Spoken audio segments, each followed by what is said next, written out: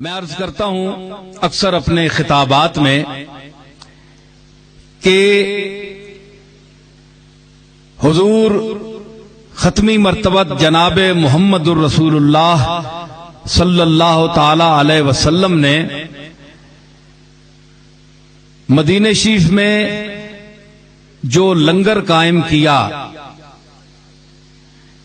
وہ علم کا لنگر تھا. باب العلوم انا مدینۃ العلم وعلی بابها. حضرت علی المرتضی رضی اللہ تعالی عنہ آپ نے اس لنگر کو آگے بڑھایا. یوں تو تمام صحابہ اپنے اپنے مقام، اپنے اپنے وجدان اور اپنے اپنے عرفان کے حوالے سے مینارہ نور ہیں، لیکن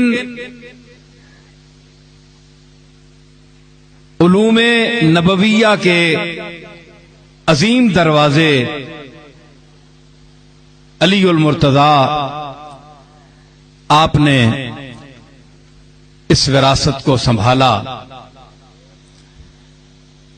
والفضل ما شہدت بہ الاعداء. کمال وہ ہوتا ہے جس کی گواہی دشمن دے. عربی کا ایک مصرع ہے کہ کمال وہ ہوتا ہے جس کی گواہی دشمن دے، تعریف دشمن کرے. آدمی وہ ہوتا ہے. اپنے لوگ تو جن کی اغراض و مقاصد کسی کے ساتھ وابستہ ہوتے ہیں وہ اپنے مفادات کے حصول کی خاطر تعریف کرتا ہے، حالانکہ اس کو پتا ہوتا ہے کہ جس کی میں یہ تعریف کر رہا ہوں وہ نہ اس کے اہل ہے اور نہ اس میں وہ خوبی ہے. اس کو پتا ہوتا ہے، وہ جھوٹ بول رہا ہوتا ہے. وہ جس کی تعریف کر رہا ہوتا ہے اس کو بھی اس نے چکر دیا ہوتا ہے اور خود بھی چکر میں ہوتا ہے. سارے ماحول کو چکر میں اس نے رکھا ہوتا ہے. ایک وہ تعریف ہوتی ہے جو اندر کی دنیا سے جس کا تعلق ہے. وہ تعریف ہوتی ہے اس وقت کہ تعریف کرنے والا بھی قابل تعریف ہو. جو تعریف کر رہا ہے اس میں بھی خوبیاں ہوں کہ وہ کس بنا پر اس کی تعریف کر رہا ہے. کیا وہ اس کا اہل ہے؟ خود اہل ہے. ایک عالم تو عالم کی تعریف کر سکتا ہے، ایک شاعر تو شاعر کی جو مقامات شعر ہیں ان کو بیان کر سکتا ہے. جو اس تک نہیں پہنچ سکتا وہ کیا تعریف کرے گا؟ تو علی المرتضی کی تعریف ان لوگوں نے بھی کی جو علی کو نہیں مانتے تھے، جن کا دسترخوان تو بہت بڑا تھا، لقمہ تر کھاتے تھے، لیکن یہ نانے جوی کھانے والا علی جب کوئی پیچیدگی علم کی آتی تھی تو وہ لقمہ تر کھانے والے بھی علی کے دروازے کو کھٹکھٹاتے تھے کہ پوچھو. اور یہ وہی علی ہے جس نے منبر خطابت پر آ کر فرمایا تھا سلونی قبل ان تفقدونی، پوچھنے والوں مجھ کو گم کر دینے سے پہلے مجھ سے پوچھ لو. تو یہ کیا سوال تھا؟ ثابت کیا ہوا؟ ہماری تاریخ میں آتا ہے کہ ہمارے صوفیاء نے حضور علیہ الصلوۃ والسلام کے 3 ارشادات کو عملی جامہ پہنایا. یہ لوگ پوچھتے ہیں نا آج خانقاہوں کے مخالف کہ یہ کیا انہوں نے اڈے کھولے ہوئے ہیں لوٹنے کے لیے. ہمیں پتا ہے، ہم سے باتیں ہوتی ہیں، آپ بھی سنتے ہوں گے. یہ فراڈ خانے ہیں. میں ان کو جواب دے رہا ہوں کہ انہوں نے 3، ویسے تو مکمل انہوں نے اتباع سنت کیا ہے، لیکن حضور کے ارشادات کے متعلق انہوں نے آپ کی 3 باتوں کو عملی جامہ پہنایا. حضور نے فرمایا جس نے مہمان کو ٹھہرانے کے لیے کوئی رباط بنائی، کوئی سرائے بنائی، وہ صدقہ جاریہ اس کو ثواب ملتا رہے گا قیامت تک۔ جس نے کنواں کھدوایا تشنا لوگوں کے لیے، مسافروں کے لیے، گزرنے والوں کے لیے، جب تک دنیا رہے گی اس کنویں کے سے جو پانی پیے گا اس کو ثواب ملے گا۔ اور یہ قیام اور رباط جو ہے، سرائے کا قیام، مشائخ نے دیکھیں جہاں آپ جائیں، بلکہ میں نے سنا ہے کہ حضرت شاہ سلیمان توسوی رحمت اللہ علیہ کے پوتے حضرت خواجہ اللہ بخش توسوی رحمت اللہ علیہ کے زمانے میں توسا شریف میں 7 سرائے تھی، اور 7 کی 7 آباد تھیں۔ اس وقت وہاں کتنی دنیا آتی ہوگی۔ درس کا قیام، تفقہ فی الدین کے لیے یہ بھی کیا جائے۔ آپ دیکھیں گے کہ جہاں خانقاہیں ہیں وہاں انہوں نے کنویں بھی کھدوائے، رباط کا بھی، سرائے کا بھی انتظام کیا، اصل میں حضور کی اس حدیث کا اتباع کیا۔ اپنے زمانے میں ہر ایک دور کا ایک تقاضا ہوتا ہے۔ غربت کے زمانے میں یہ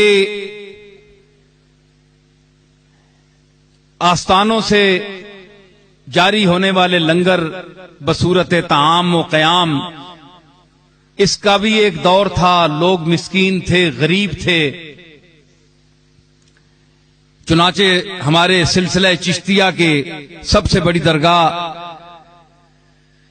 خواجہ خواجگاں نائب رسول فی الہند عطائے مصطفیٰ خواجہ بزرگ حضرت خواجہ معین الدین چشتی سجزی رحمت اللہ علیہ اجمیر شریف جائیے، آج بھی آپ کی بڑی دیگ جو ہے وہ موجود ہے، اور لاکھوں لوگ اس دیگ کا پکا ہوا ایک دانہ چکھنے کے لیے ترستے ہیں۔ بڑے بڑے رئیس زادے لائن میں کھڑے ہوتے ہیں۔ خواجہ صاحب کا ایک تبرک ہے، یہاں ان کی درگاہ سے تعلق رکھنے والے خدام میں سے تشریف فرما ہیں سید ناصر حسین صاحب اجمیری، وہ تصدیق کریں گے میری اس بات کی کہ جو میں عرض کر رہا ہوں کہ وہاں ایک خانقاہ میں ایک بہت بڑا نظام ہے۔ ہمارے حضرت فرید الحق والدین بابا چشتیاں فرید الدین مسعود گنج شکر رحمت اللہ علیہ کا پاک پتن شریف میں اپنے دور میں، اس کے بعد بھی بڑی حد تک آج اگر وہ نئی بات ہے تو اس میں بابا صاحب یا ان کا قصور نہیں ہے، بزرگوں کا، یہ تو بعد والوں کی بات ہے، اب بعد والے جو بھی کریں، لیکن بابا صاحب نے، ان مشائخ نے اپنی اپنی بساط کے مطابق اپنے اپنے دور میں انتظامات کیے مخلوق کی خدمت کے لیے۔ تو ہر دور کا ایک تقاضا ہوتا ہے۔ آج پاکستان کو اللہ نے بڑی روٹی عطا کی ہے، گندم بھی اور وسائل بھی عطا کیے ہیں۔ آج وہ محتاجی نہیں رہی۔ آج وہ لوگ نہیں ہیں جو خانقاہوں میں آئیں اور صرف لنگر کھائیں اور روٹی کے کوئی محتاج ہوں۔ اللہ کا فضل ہے، بزرگان دین کی دعاؤں کے طفیل، ان سے نسبت رکھنے والوں کو اللہ نے بہت کچھ عطا فرمایا ہے، بھوکا کوئی نہیں مرتا۔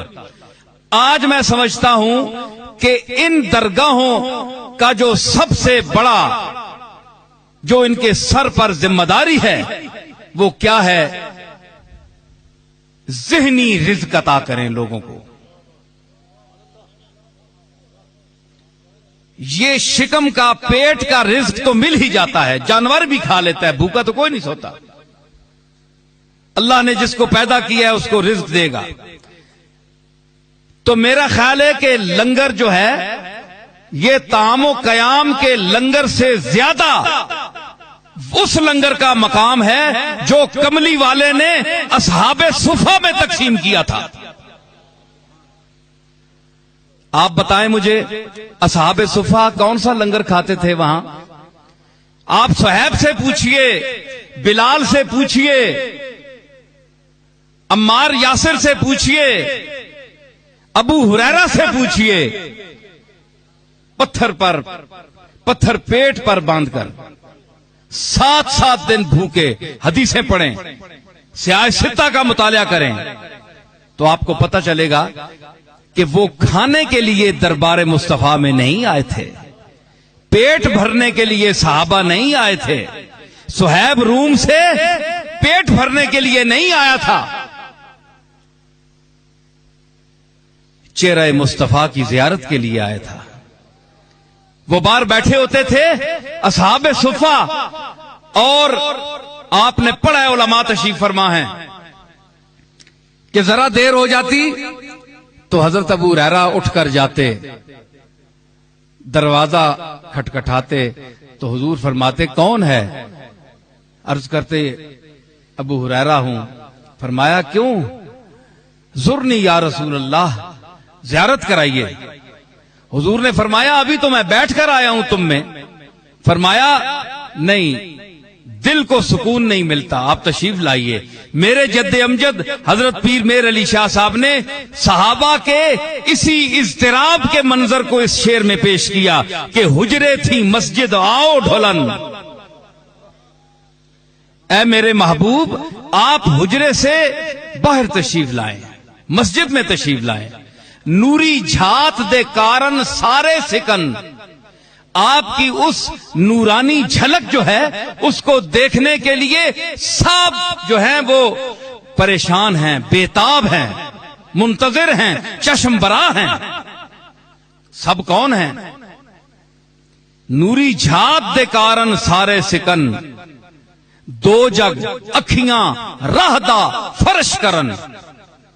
ایک تو دو جگ ہے، یہ جہان ہے، ملا الاعلیٰ کی مخلوق ہے۔ دو جگ آگے دیکھیے ان لوگوں کا کلام کتنا جامع ہوتا ہے۔ دو جگ اکھیاں راہ دا فرش کرن، پھر اس کی تشریح فرمائی سب انسو ملک حوراں پریاں، تمام انسان تمام جنات، کیونکہ حضور جب حجرے سے تشریف لاتے تھے تو صرف انسان ہی نہیں دیکھتے تھے آپ کے چہرے کو، آپ کو کیا پتا ہے کہ کون کون سی مخلوق ان کے چہرے کی زیارت کرتی تھی۔ اس لیے فرمایا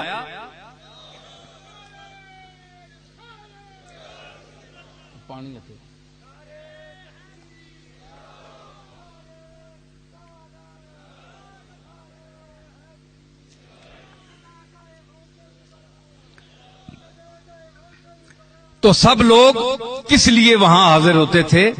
حضور کی باتیں سننے کے لیے، روٹی کھانے کے لیے نہیں آتے تھے کہ کھانا ہمیں دیں، انتظام پر۔ اللہ کا سب سے بڑا دنیا میں مہمان کون ہے؟ حضور علیہ الصلوۃ والسلام کی میزبان اللہ ہے، مہمان عظیم آپ ہیں۔ جب آپ معراج پر گئے، اللہ تعالی کا جو سارے جہان کو ہر چیز کو رزق دیتا ہے، اتنے بڑے مہربان اور مہمان کو بلایا عرش پر، اور وہاں کوئی کھانے کا ذکر ہے کہ اللہ نے کیا دیا کھانے کے لیے؟ جنت میں جنتیوں کو آپ کے صدقے میں عطا ہوگا، تو جس کا صدقہ ملے گا وہ جب معراج پر گیا تو کسی کھانے کا ذکر نہیں ہے۔ ہم نے پوچھا قرآن سے، حدیث سے، تو قرآن نے فرمایا کہ فَأَوْحَا إِلَىٰ عَبْدِهِ مَا أَوْحَا، کہ اپنے بندے کی طرف جو اس نے وحی چاہی وہی وحی کی۔ کسی کھانے پینے کا، چائے پانی کا انتظام نہیں ہے، قیام و طعام کا انتظام کوئی نہیں ہے۔ تو مقصد کیا ہوا کہ اللہ تعالی کے ہاں جو عظیم ذات جو وہاں حاضر ہوئی، اس کے ساتھ جو سلوک کیا گیا وہ کیا تھا؟ فَأَوْحَا إِلَىٰ عَبْدِهِ مَا أَوْحَا، وحی کے ساتھ۔ وحی کی زبان کیا ہے؟ وحی علم کی زبان ہے، منبع علم وحی ہے۔ کیوں کہ اگر وحی نہ ہوتی، وحی کیا ہے؟ قرآن وحی نہیں ہے، قرآن وحی ہے، یقیناً وحی ہے۔ تو منبع علوم قرآن مجید نہیں تو اور کیا ہے؟ تو جب وہی اللہ نے کی تو اپنا علم عطا کیا اپنے رسول کو، تو ثابت کیا ہوا؟ پھر مدینہ شریف کا بھی میں نے آپ کو ذکر کیا، تو ثابت یہ ہوا کہ اللہ کا بھی دستور یہی ہے کہ جب اپنے مقبول اور خاص ترین لوگوں کو بلاتا ہے تو وہ اپنے جس طرح ما یلی کو بشان ہی، جو اس کی شان کے لائق ہے، اس طرح کلام فرماتا ہے، اور کلام میں علم ہوتا ہے، علم سے نوازتا ہے۔